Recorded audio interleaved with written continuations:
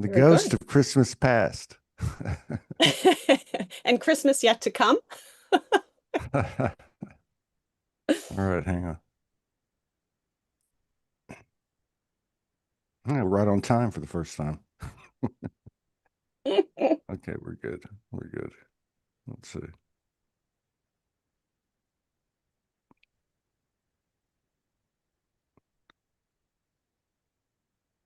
Yeah, all right. Yeah, we're good. Boom. All right. The Soul Ghost Hunters radio show.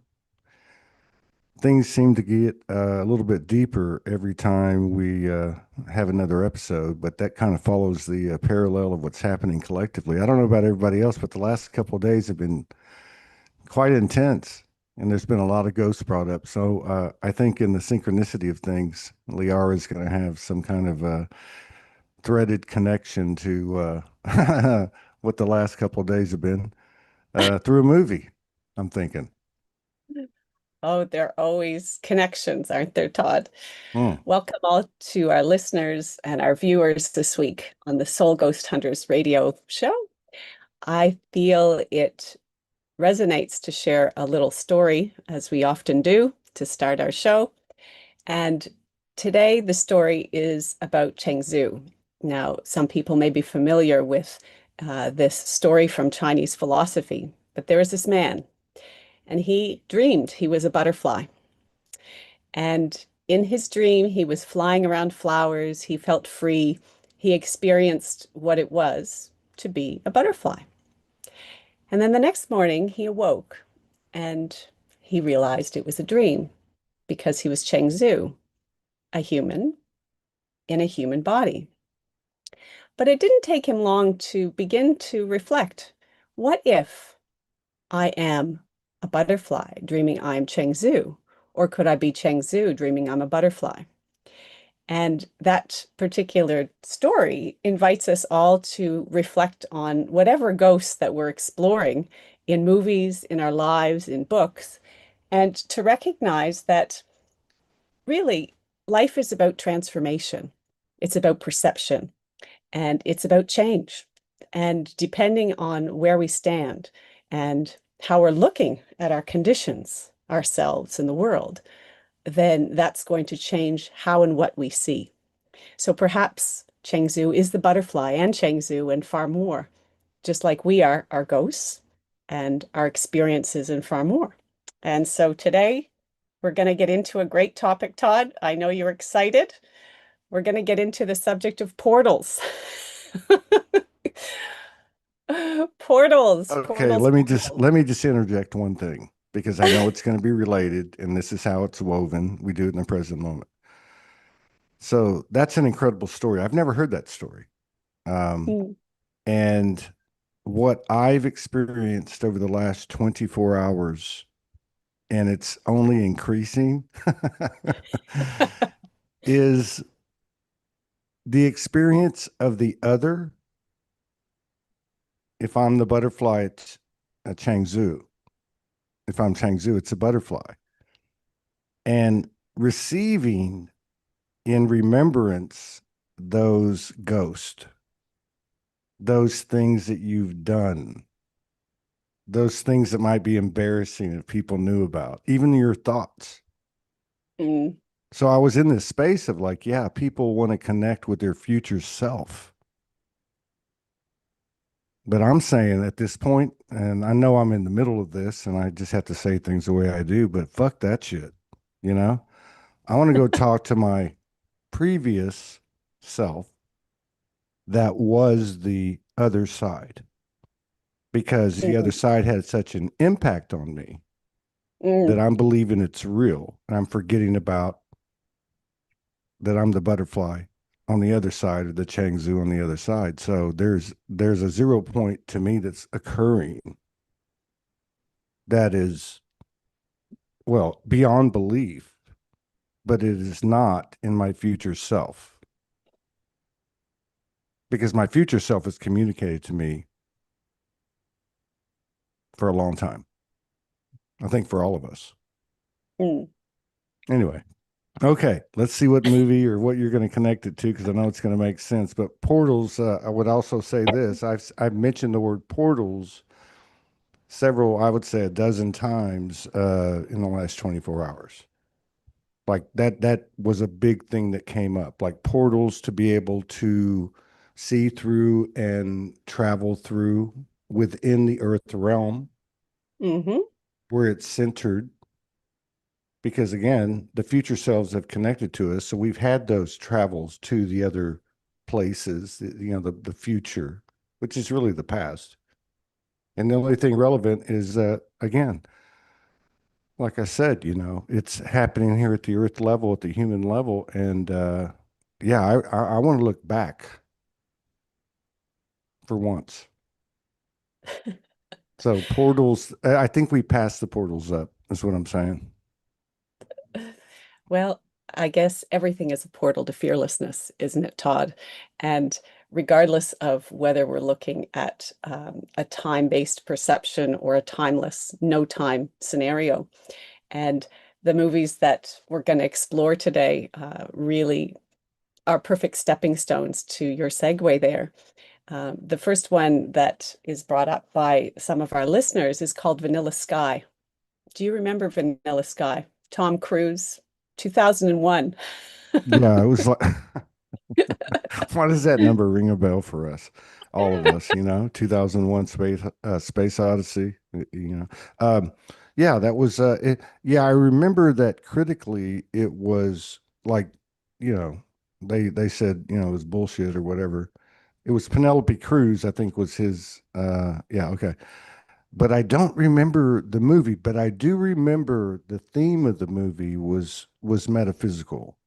There was some kind of touch to it, like a Stanley Kubrick touch that didn't make it. Well, your intuition is spot on. When I watched this movie originally, I was not in the same place as I am at this moment, but essentially, he's living a lucid dream in this movie. And the narrative unfolds in such a way that he's reliving certain things. And this is a bit of a spoiler for those of you who haven't seen it. But essentially, um, it's a constructed reality um, designed to give him an ideal. So he has this experience where he has the ideal relationship.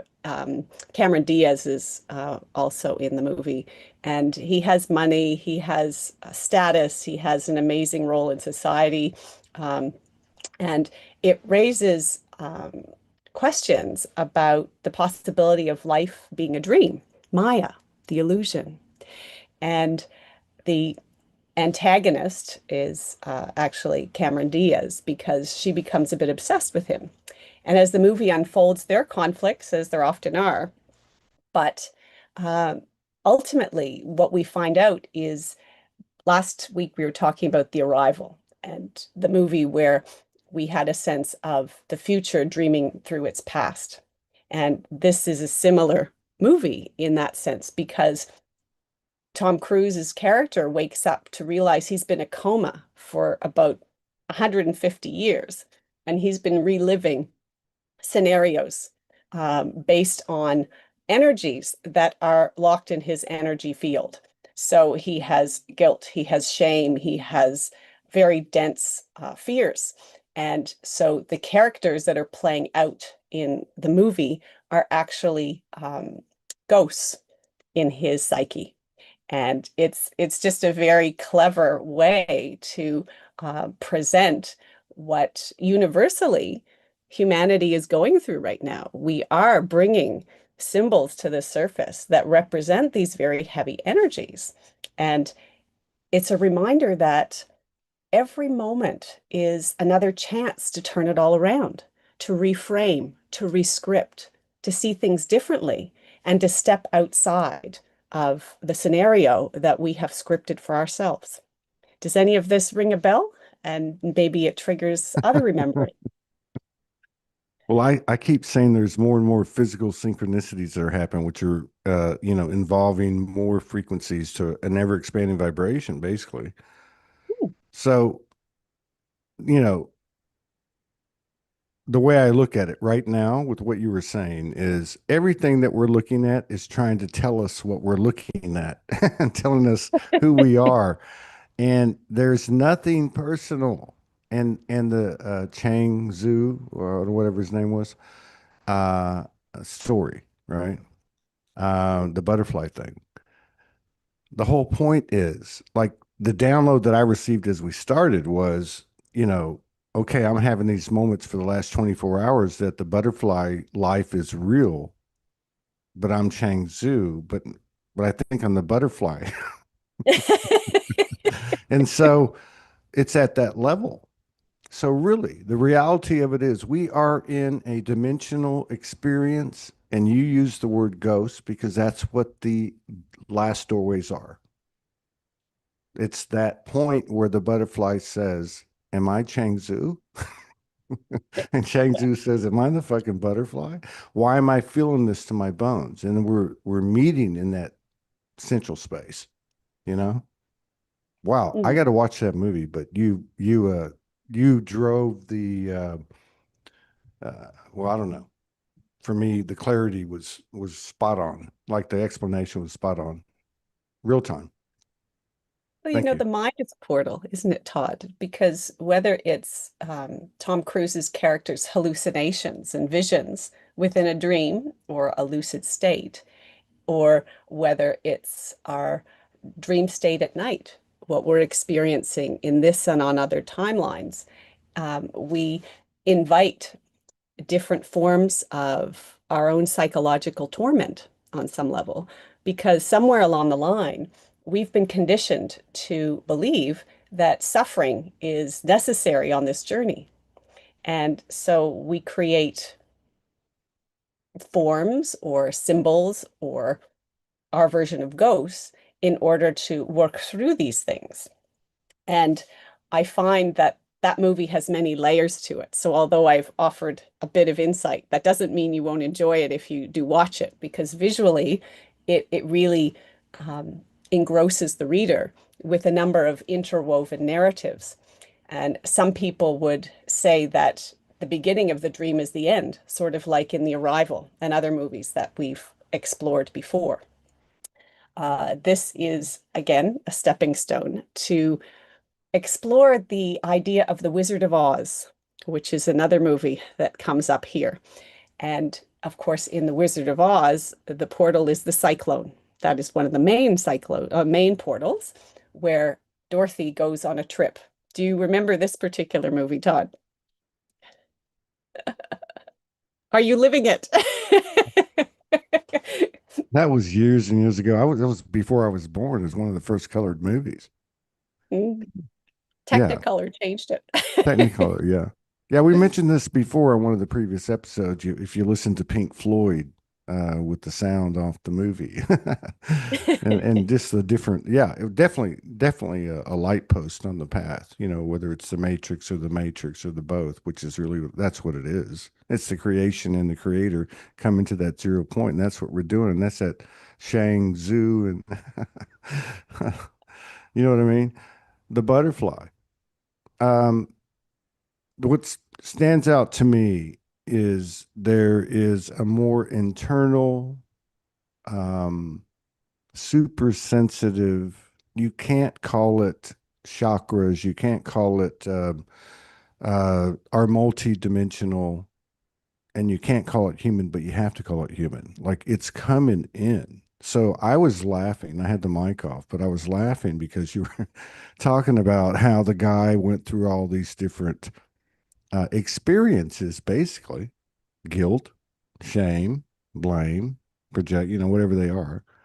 And I felt that so deeply because that's what I've gone through for about, for about 18 hours. And I haven't had episodes of that human element, certainly not to that extent, not even close. And I've been through some shit like all of us have. I would say probably for 3 or 4 years. But my point is, those those are the ghosts. The ghosts aren't actually hiding. They're right in front of us. It's the guilt, it's the shame, it's the blame, it's the anger, it's all that stuff, and that's what's breaking down. So it won't be too long. I think one thing about 5D is there's no such thing as ghost stories. It's because we turn all the ghosts into spirit, and we're all invited to confront the reality of our choices, the choices in our own life on this timeline, the choices of our ancestors on their timelines, and on other people's timelines as well. Because as we become more aware of our interconnectedness, then all of these energies are flowing through all of us. And even if we're confused about certain upheavals that we're experiencing, it's part of the collective awakening and recognizing that the projections of what we interpret as ghosts in all these different forms is part of the process of shifting inward and seeing in a very different way. And it's funny that the way our discussions go is always perfect because this is leading us into another version of a portal in a classic series of movies with Harrison Ford. Uh, Indiana Jones is the first one. Do you remember those? Yeah, I was a big fan. I really, Mm. really dug that. That was like 80s, maybe into the 90s. Yeah, that was some good stuff. There was some really good stuff. There's a lot of good stuff in there. What's that, like three or four movies? The early ones, yeah. Yes, and in particular, the one that I want to draw attention to today is Indiana Jones and the Lost Ark. And it was from 1981, and it was the beginning of a number of movies. But again, the idea of the supernatural in this movie is something negative to be feared that could be unleashed if something divine is tampered with. And so what happens is viewers and the characters in the movie alike are instilled with this incredible fear, and taught that really they don't want to touch what is divine, rather than considering the possibility that what is divine is within themselves, and that the ark is a metaphor for these insights that we are beginning to have access to inside ourselves. And in that movie, it's in the context of the Nazis and the program of World War II and aiming to get certain secrets. And, that's the context of the movie. But the movie can also invite us to reflect on a stream of reflection very relevant to expansions in consciousness, which is the idea that we are each an ark of the covenant that is in the process of discovering our divine nature and recognizing what is going on with our DNA on a genetic level. How many strands are active, and can we activate dormant DNA? How do we do that? Do we actually have 12 strands of DNA or more? These kinds of questions are the sorts of things that are arising as we catapult away from the context of a particular movie we might have enjoyed at a certain stage of this lifetime, and realize that it's also a pointer for what we're ready to uncover now within ourselves. Yeah, you said a lot. I mean, that was perfect. You need to put that in the book. That was very good. But again, it's there's so much in that movie and what you were talking about, and as I'm understanding or aware of what I have been in awareness of with that movie, it's changing as quickly as you're talking. So there's, and it came right back to, well, there it is. It's all again, it's in your face. Mm. Because you can tie many different narratives into what you just explained, and the nature of that movie, the content of that movie, the storyline of that movie, the symbolism of that movie, because there are pretty reputable, or at least for consideration, narratives in the physical experience about the Nazis. At World War II, they didn't lose anything. It was about technology. They went to Antarctica, Operation High Jump, all that stuff that came from there. But it's still just metaphor. It's still just that. what we're looking at, that what we're experiencing is in our face telling us what it is. And it's kind of harsh because we're coming out of these super cycles of this deeply embedded human condition that got distorted on the last leg of it, like the last leg of the relay. They turned the world upside down and everything became duality. It's one thing to be in a polarity, which you understand the mathematics and nature of, but the distortion of the duality just fucked everything up and created all these parallel timelines, all these ghosts and this and that, and it's all coming down to the human. So for that movie, it's like, yeah, it's a great version of I'm right back where where I began. Uh, every time we have this conversation in the many incarnations and lives and multiverses and experiences, we come back to the same thing. I'm looking at you, you're looking at me. And everything out there is me trying to tell me, hey, don't get lost. You are the butterfly. And then that shaman energy comes in to make it to go to the 0 point and says, or are you Chang Zhu? That's it. We come back to this whole concept of energetic sovereignty, and that movie, Raiders of the Lost Ark, sort of portrays the idea of the supernatural as something to be unleashed from something outside of ourselves. And again, everything is a pointer and a path back inside ourselves. And when we talk about the still point and we talk about these ongoing revelations. It's like an unraveling for many people. I say for myself included. I can say 20 years ago, I did not see myself and what's unfolding around me in the same way. And so part of how our viewers and listeners are going through their own process is also through revisiting movies that they've watched at different stages of life that make sense on a completely different level in the context of their awakening, in the context of their activating their 12-strand DNA or larger DNA, however they choose to see it.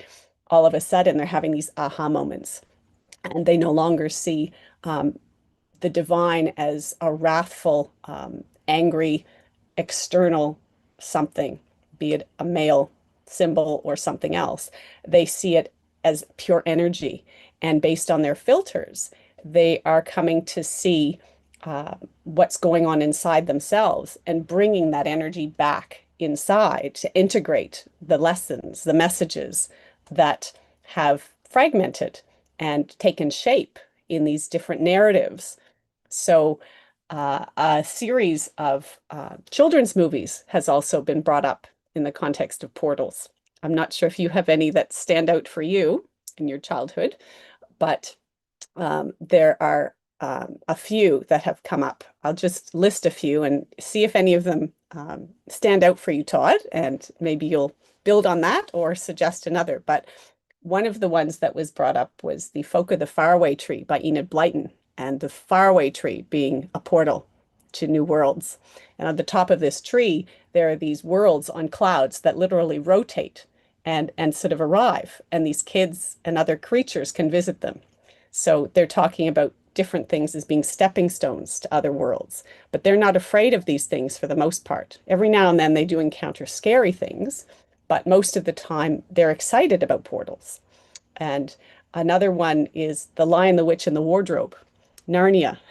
Um, do you know that one? The whole series, even Prince Caspian. There are always I entries don't know. into. I don't know all of them, but I bet that one I've seen two of, or maybe three of them. But that the first one, yeah, yeah, that resonates. Yeah, Mm. not Yep. Maybe some of the characters that were encountered by going through the portal resonate too. I mean, with each of these movies, you can really go down a rabbit hole with different symbols and things. But there are symbols of good and evil that are encountered in a lot of these stories. Prince Caspian, another book in that series, is a portal the kids enter by being in a room in a London house, and the picture comes to life, and the ocean under the ship takes over the room, and all of a sudden the children are on a ship.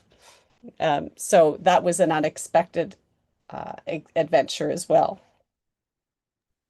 yes, that's a perfect example because I feel like that's the level of you might say, the merging of consciousness and physical manifestation is, we're talking about portals. And again, we started this thing, I think, kind of spontaneously, talking about how everything is showing us what we might be missing or trying to keep us on track, that there is a butterfly on the other side, And so it makes sense to me.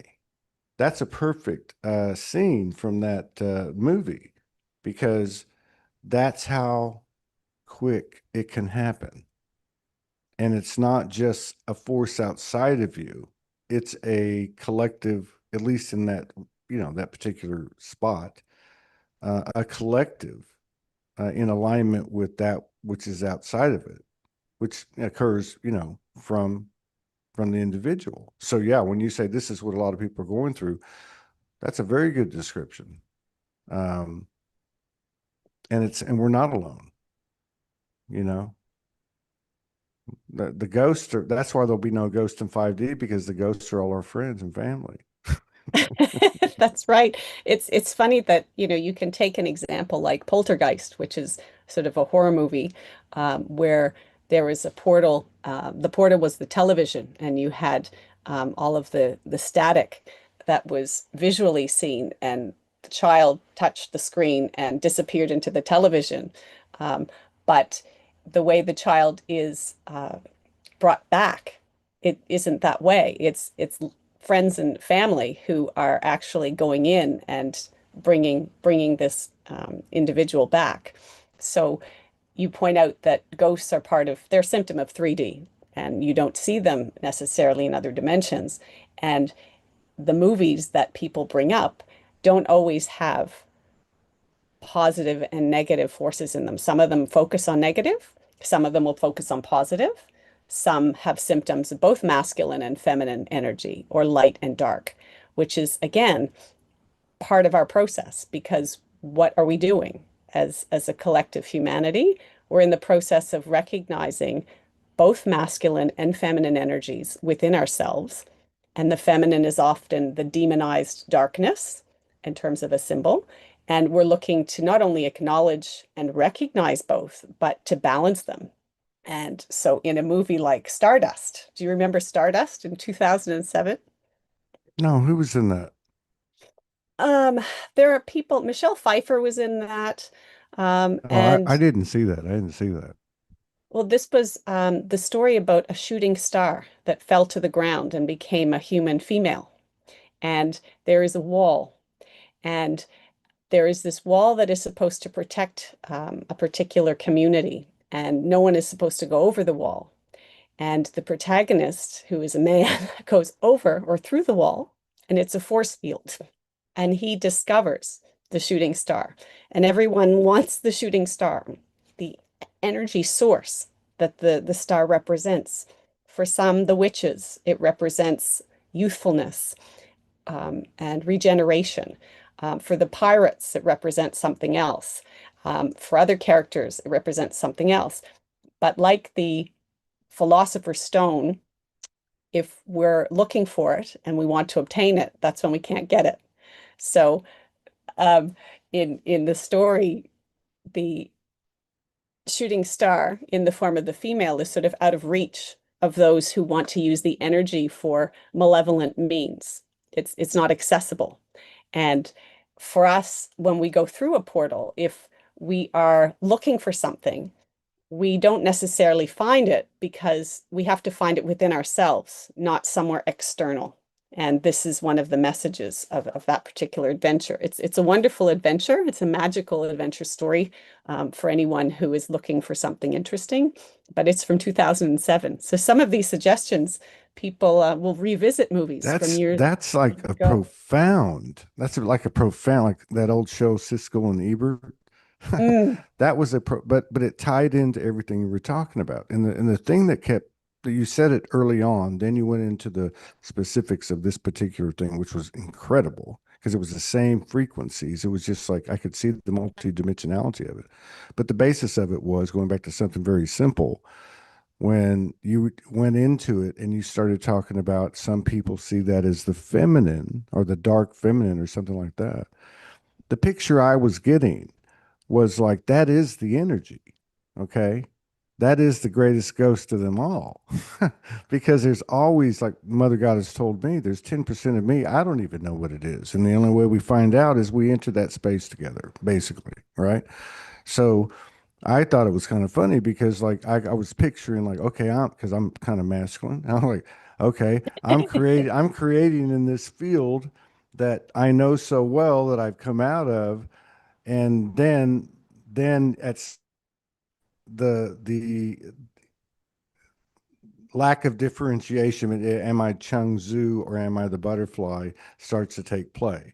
Like, oh, wait, slow down over there, whatever it is, or having a reaction like you were talking about in terms of the content or the context of Ghost. Some are good, some are, the opposite, but they're all the same thing. And I think that's the whole story about the butterfly and Chang Tzu or Chang Zi, whatever his name was. But that's a great. I'm gonna have to check that one out. Um, what was it called? Stardust? Stardust, yeah, Yeah, yeah. 2007. Because like the pirate and what'd you say? The princess and the pirate and this happened with that one. Witches, and there are all The kinds of witches, creatures. they're all us. Hmm. Every one of them's us. If it's in our field as a means of identification or experience, then it is us. We've already lived the code. We've set this thing up as some kind of like second spin cycle. Or third or fourth or we're gonna multiple. we're gonna forget even at a deeper level, and it's always right in front of your face. The ghosts Mhm. are always right in front of your face, and that's really the thing. Yeah, this has been a powerful 24, not even 24 hours, but it fits the mode of this conversation and the movies you're bringing up. So, what's the next one?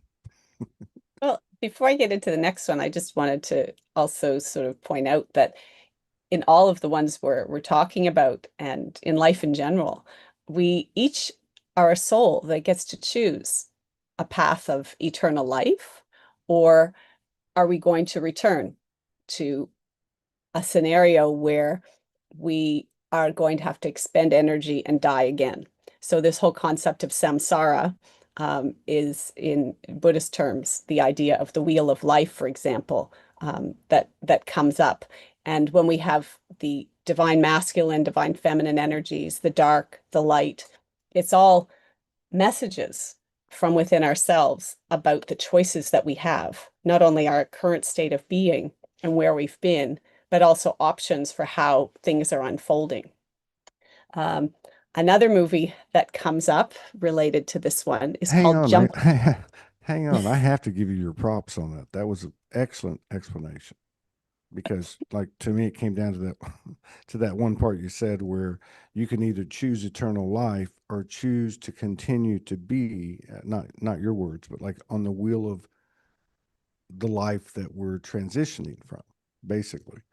And that made a lot of sense because at some point, in order for us, and I believe it can happen now because we talked about that, like the movie scene you were talking about, where the boat or the sea became the the bottom of the boat or whatever. Prince Um, Caspian, yeah, yes. it can happen at any time. So at some point, you can say this in a nice way, in a not so nice way, but we got to get over ourselves. All right. Get over yourself. I need to get over myself as being a human being. And why? Because if I actually think this body has to die, then I got a ways to go. This is what we're talking about. This is a level of transformation we're talking about. It's like coming out of a magic mushroom trip.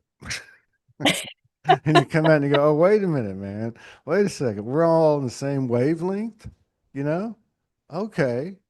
And then, gradually we go back into the second spin cycle, but I don't think that's the case anymore. So these analogies of these movies, I mean, it's getting very interesting. Thank you for letting me speak. What is the next one you were talking about? I want to bring up Jumper, 2008. Hayden Christensen, Rachel Bison or Bilson, Samuel Jackson. You might recognize those people. Does that movie ring a bell? No, I was I think I was out of the cycle of watching TV at that point. Well, for a I, lot of people, it was utterly forgettable because I heard that it was a bit of a bomb. I did see it. I liked it. But it's a bit unusual in that we're taught that dormant abilities we have in our cosmic celestial being are only accessible if we purify ourselves and live in integrity, live authentically.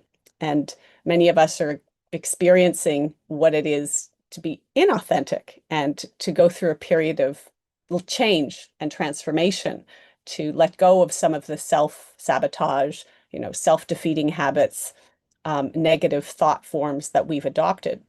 And in this movie, it's actually based on a book, a trilogy book, a trilogy of books, but the individual discovers that he has this ability to jump timelines. And you would imagine that someone who has this ability would be someone who lives in integrity. But when he first discovers this ability, the first thing he starts to want to do is rob banks and do things that someone who wouldn't really be morally in his integrity would do. Um, he had the ability to teleport, essentially. This is what he discovers.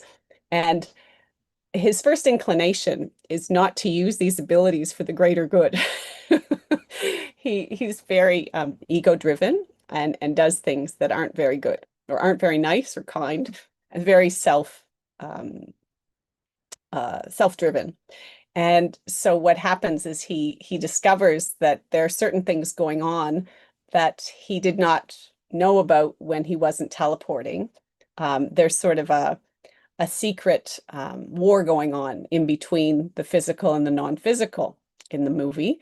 And in fact, he discovers he has these abilities and he needs to embrace his destiny and use them for the greater good rather than for self-interest. So it is definitely an echo of what's going on in our realm at the it moment. sounds like the story of a light worker starseed. Especially if you look at it metaphorically, energetically, not literally or linearly, even, you know, like it's, I can't believe it was a bomb because the story itself captures everything, right? It captures Mm, everything. So, um, that's what happens. This guy was conditioned. He was like everybody. He has an awakening. He goes, "Oh my God, I'm fucking like, wow. Of course that's what you do coming out of the conditioning. You're not going to have a." And you know what I get from the whole thing that you said, and I'll keep it short, is being authentic is being pure. mm, Being authentic is being pure. And it's not saying, "Oh, I'm going to try to act authentic in front of my friend here." It's not like that. You're being authentic with yourself and you're sharing that. That's the energy. And that's what the whole ironic, paradoxical thing is. We're just supposed to be ourselves. that's right. We are. And in perhaps if it came out in the current environment, it might have a different reception, but perhaps when it was released, the world wasn't ready for it. Sometimes we do have books and movies that are released that don't do so well in terms of a Well, mass market. isn't that the story of all these light workers and star seeds too? How many of them have said that on the show that I do? I mean, that said, "Hey, man, they weren't ready for it yet. They weren't," and even the higher selves and souls coming in saying they're not ready for it yet. But I think that time's come. Well, and that's also why we revisit these things, isn't it, Todd? Because when you are able to see things with new eyes, new senses, from a point of view of experience, you're going to appreciate them in a different way. Another movie that comes up is The Secret Life of Walter Mitty. Do you remember that one? 2013, Ben Stiller, Sean Penn, Shirley MacLaine were in that one.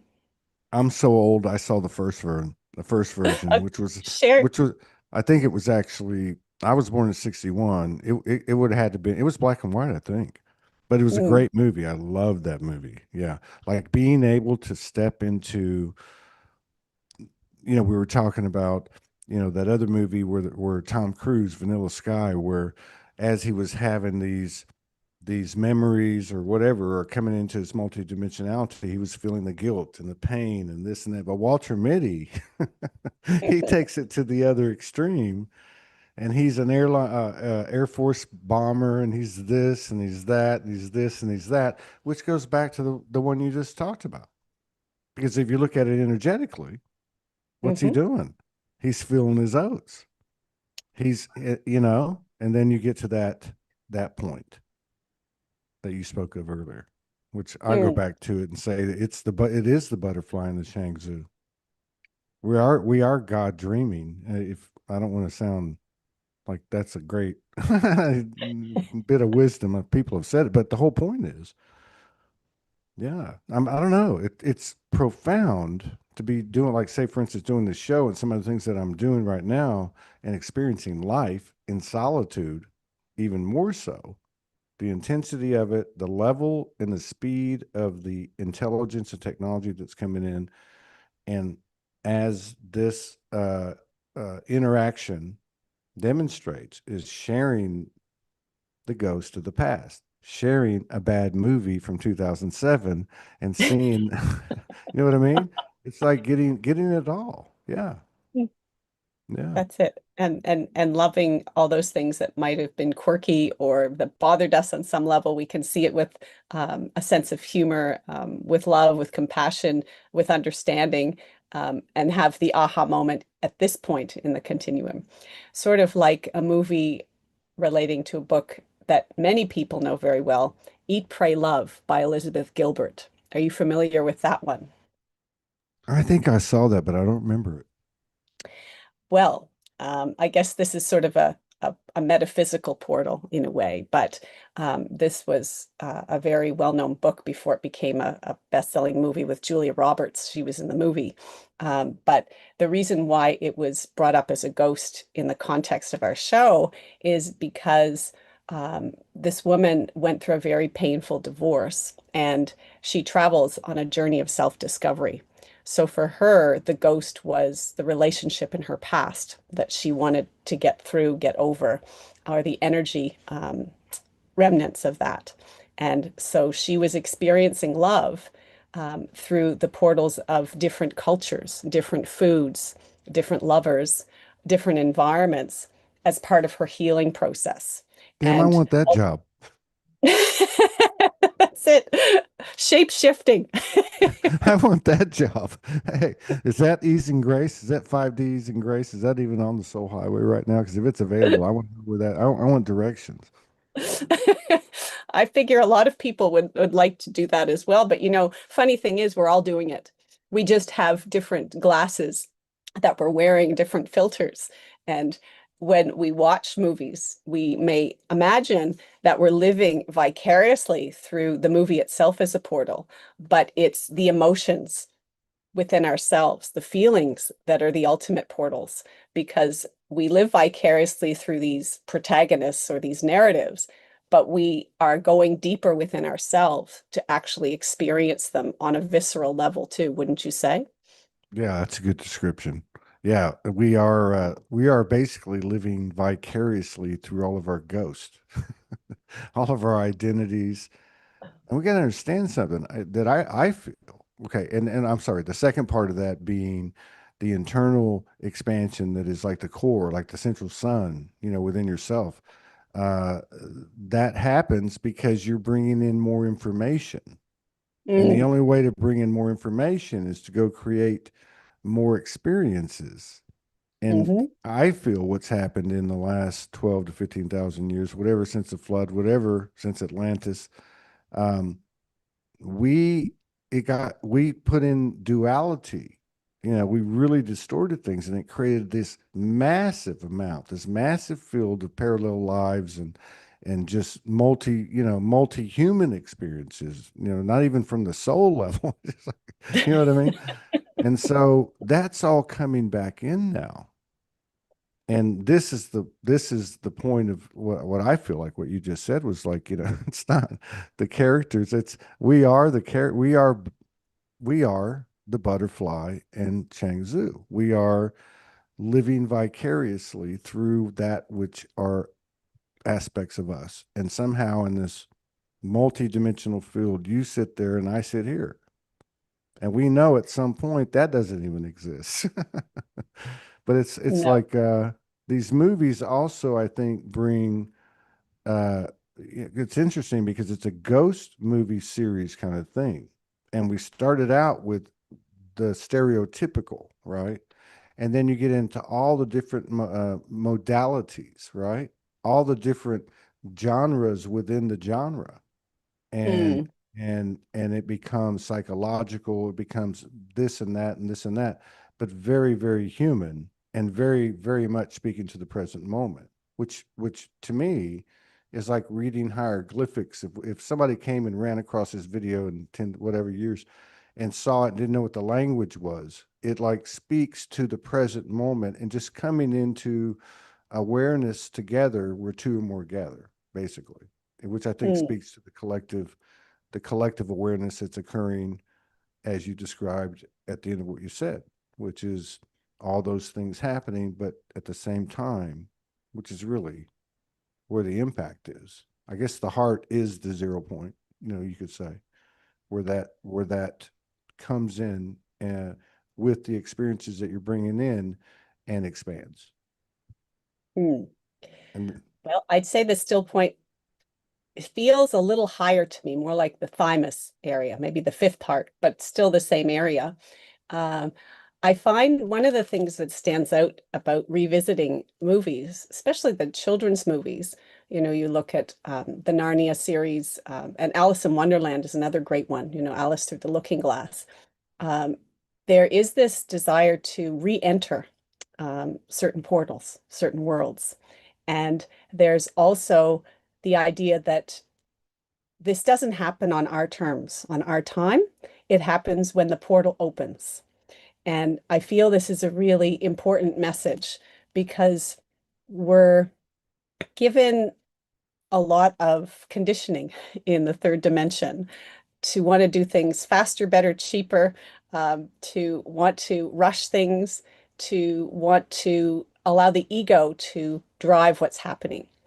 But in these portal movies that I'm mentioning, and a number of others, uh, the portal sort of has an energy of its own. It has a way of presenting when the protagonist is ready for it. And so with Alice in Wonderland, she goes down the rabbit hole in the first one. The looking glass she doesn't expect in the second one. It becomes a mirror. And in another sequel, she enters the world in another way. But it's because she is ready for it, not only psychologically or mentally, but energetically. And this is sort of where we're at as a collective and as individuals in many ways, where our energy is changing. And that's why we're starting to not only see movies in a different way, but we're starting to see ourselves, our lives, and the unfolding in a very different way. Can you relate to that, Todd? I think you need to have like a Sunday sermon. You're hitting it tonight. Yeah, no. Yeah, it does. It makes a lot of sense. It's I think we talked about at the beginning where there's that I was making the joke about, well, creation being the mother, Hmm. and then the creator comes out of it, kind of like a phalanx, and starts creating. But the creation cloud, or the sphere that creation is, continues to grow with it, but at the Mm, same time. And then we talk about all the different things that happen from there. But yeah, mm. I feel like that's a good way to describe it, what you said. Um, it's a very much in the moment kind of thing, surrendering thing. I mean, we should call this the ghost technology show. But the reality is that that will always be there. That sphere, well, like you said, with the going into the stargates or the portals, repeated times. Okay. Uh, yes, there's the element of the story you said about the ship in that movie, right? Okay. Then there's the story of, I think of like Johnny Depp. I think it was the guy. It was a Peter Pan movie. It was kind of based on okay. So there was a natural portal that appeared there, kind of like the ship thing. But then Mhm. there's this other part of it which is an ultimate part of us, which is you can't, the grass can't grow green under your feet. You know, spiritual energy is not stagnant. Mm, And so the reason for that is our thirst to find out even more, mm, and I think what's happening right now is because of the level of density that we created in duality, I think it's got much more impact. But I feel like that we're starting to get some traction, and it may look like a very minute or minority, but then again, that comes from their version of appraisal. It's more of a feeling. It's more of that dualistic thing you were talking about how the more that you experience it, the more you're going into your, into the core and expanding. It's one and the same. It's Shangzu and you know the butterfly. But yeah, I do feel that's happening, and the insight we can get from where we've been. I haven't, I would even say in this evening, I haven't given it the respect it deserves. Like I'm not running from my shadows, but I might be disidentifying myself because I think I'm, a ghost above it all, the ghost in the machine. But yeah, no, the value of what I've experienced that aligns and resonates with the band of frequencies that this interaction's having has been about almost everything we've talked about, but at a human level, very, very deep, almost like accepting multidimensionality. And like I said earlier, you can be nice about it and you can not be nice about it. Depends on what set of eyes you're looking from, the soul or the human. But it's like, get the fuck over yourself. Get over yourself. Okay. But that doesn't take anything away from me because I'm the butterfly.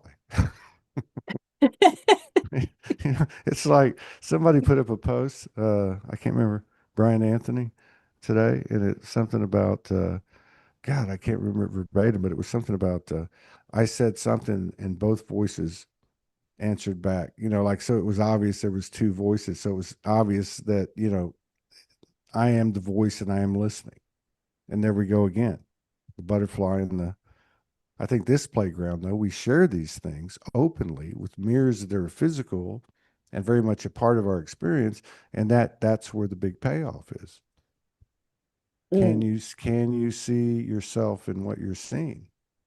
Because it's mm. all talking to you.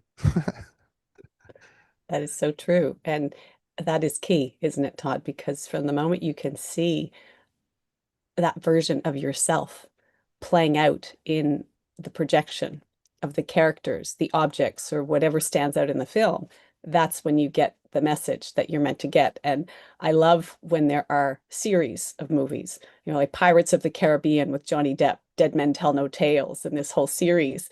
The ships are the portals that carry them into different dimensions based on the seas they're sailing and what they encounter.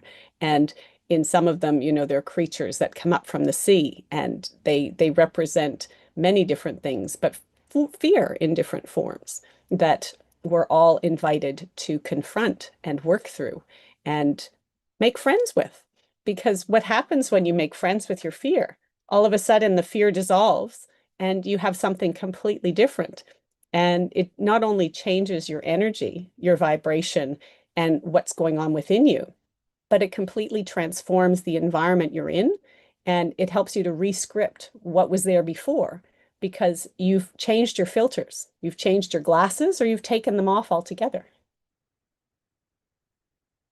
That was good, yes. And the reason you've taken them off is because you plunged forward. Mm, You can't plunge forward unless you take. Well, it's one and the same. There we go again, chicken or the egg. I will give a personal uh, peek into myself and how corny I am. But in the mid '60s, there was a movie.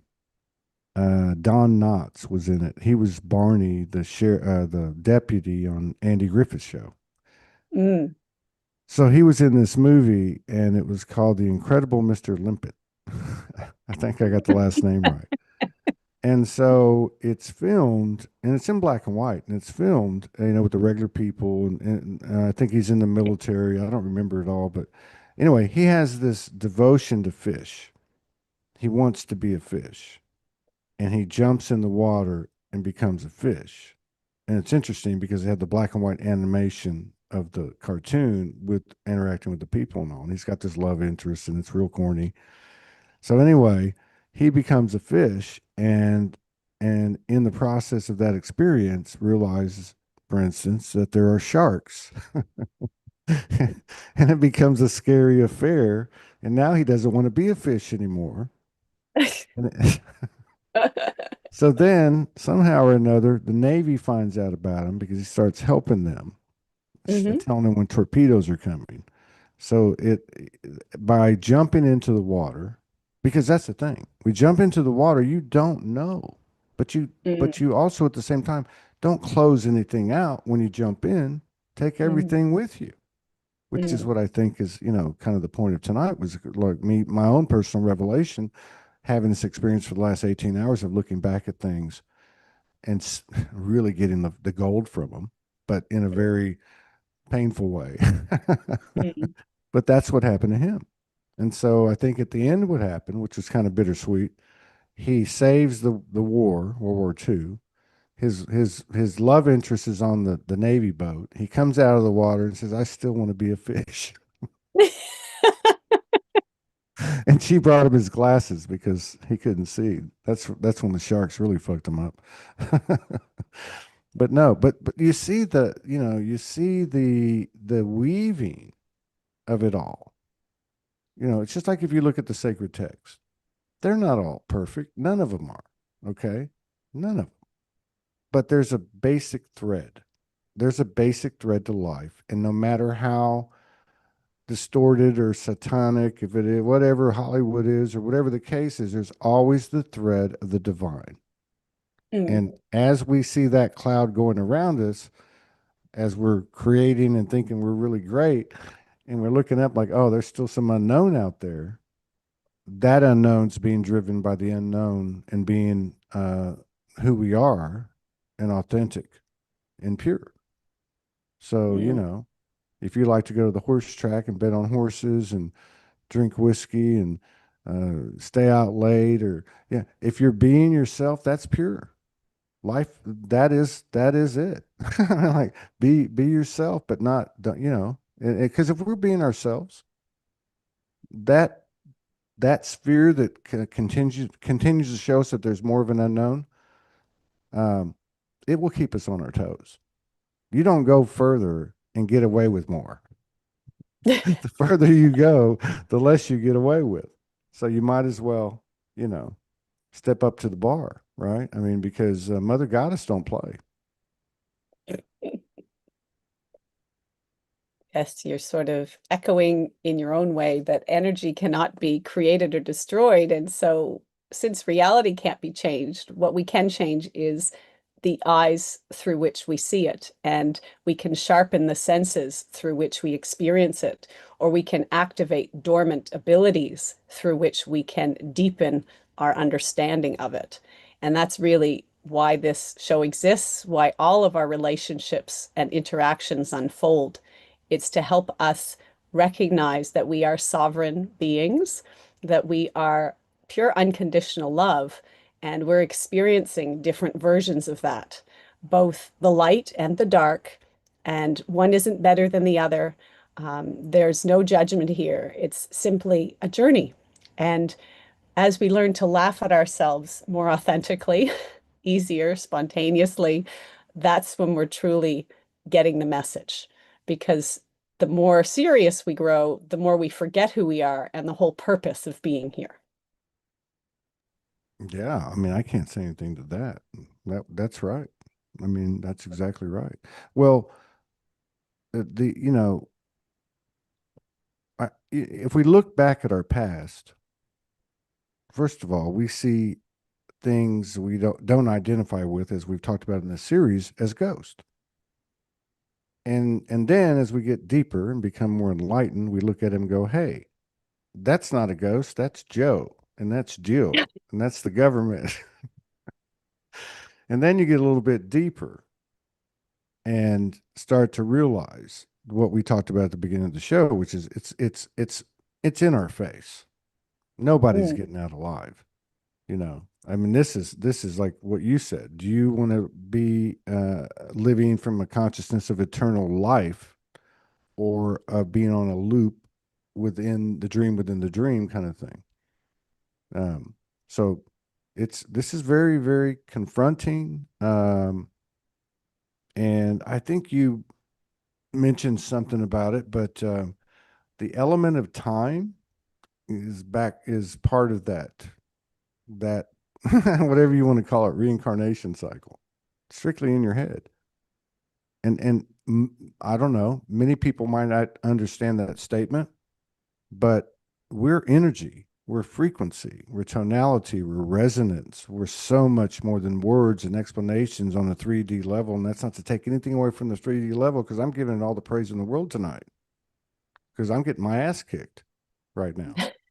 I'm in the middle of getting my ass kicked doing the show with you. So it's very relevant. Every experience we're having is relevant. And yeah, what a way to I like these movies you talked about tonight. Like five of them, I don't even know what they are. I'm listening to the story and I'm going, holy shit, you know, even Vanilla Sky. Mm. Yeah. Thank you.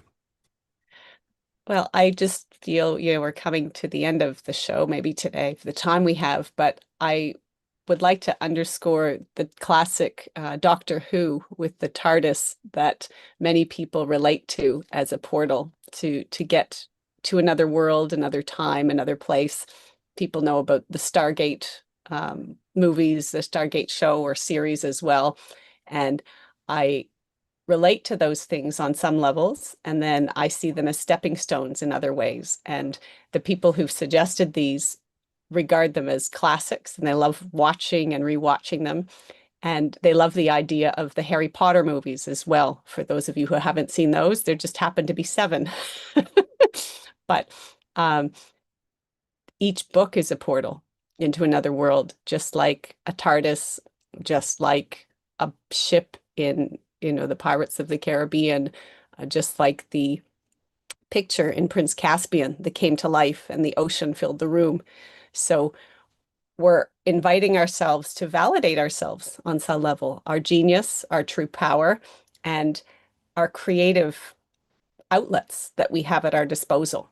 So thank you, everyone, for sharing all these interesting movies to explore. Some people have been asking me for a list of what we cover because they want to go and watch some of Maybe them. I can run it through some AI and get the text out of it. Um, Hmm. but yeah, I just wanted to add one more thing to what you said, which is life is the portal. And Yes. we are made in the image. We came from a portal. Now we don't know what's on the inside of that portal. And we don't know what's on the outside of this one, because we are now the portal. But yeah, so yeah, the books thing, to me brought back many memories as a kid. And I was an avid reader for many, many years, even as into my adulthood, 30s maybe. And but every especially those books as kids, man, they were all portals. They were all portals, right? And then you go outside in the backyard by yourself at 6 years old and play with all your characters from the books and the stories and the remixes that evolved from it. And who are you playing with? They'd say, who are you playing with? Who are you talking to? There's nobody there. The hell there wasn't. And it came from that. So the Mm. experience itself burst the ghost. And like you said, some of them you look at it this way and some of you look at it that way. But I think these are our friends that we've had since we were little kids, and they're still there. And we became the ghost. They they're still transform. they're still seeing us. But no, they're not. They're like, where'd they go? Yeah. Powerful, powerful. Enjoyed Mm. it. Enjoyed it a lot. Mm. Well, thanks for being here with us today, Todd, and thanks to all our listeners and our viewers. We love your feedback, and I know that you've been asking about my book as well. My memoir is definitely coming. It's Journey of a Ghost Medicine Woman, and It's very exciting to have people asking me about it, so I will keep everyone posted on the progress with the publisher. Well, yeah, that's what I was thinking too, because I started reading this thing in my spare time when I'm like getting my ass beat by the universe. And I can see where this was a natural organic progression with the movie thing. It was kind of like an idea, and then boom, it took, yeah. So it's still playing out. But yeah, I feel like that to be segueing into, I can see the connection into segueing because the whole what I've read, which is not a whole lot, about I don't even know how many pages. I'd say maybe 20, 25. It's all about Ghost. There's Ghost all over it in all different multi-dimensional facets. Yeah. Mm. The Yes, story, everything. Even if you look at the outline of the book, you can see it. The plant medicines are Ghost. Ghosts mm. coming from Ghost coming from Ghost. I mean, like, you know what I mean? So it's wild. Yes, But the anyway, message is to befriend the ghosts, right, be Todd? great. Befriend the ghosts. Huh? Befriend the ghosts.